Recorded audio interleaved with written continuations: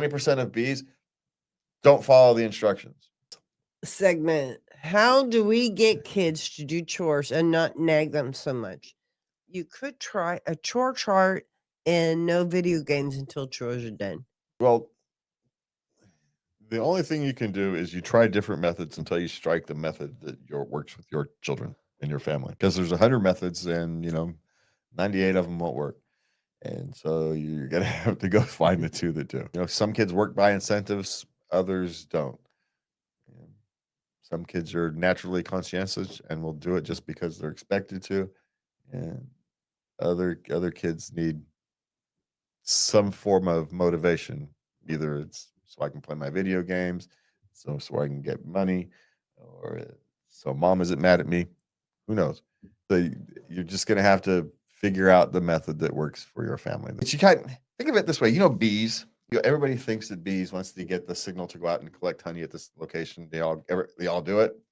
But it's not true. 20% of bees don't follow the instructions. They just go bugger off and do whatever they want.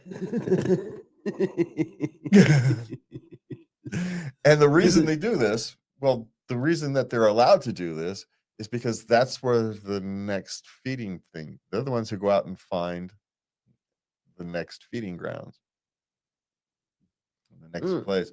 So this is how they diversify their feeding area. So 20% of them just go bugger off and do whatever they want, because some of those will find resources. So there's 20% of us experience the world differently, vastly differently sometimes. And so you as a parent, if you've got some of those, the trick is to figure out how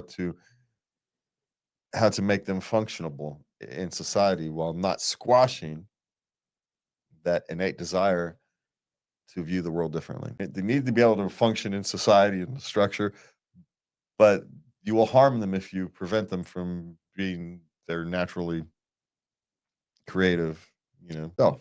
So, and there's no simple trick to that.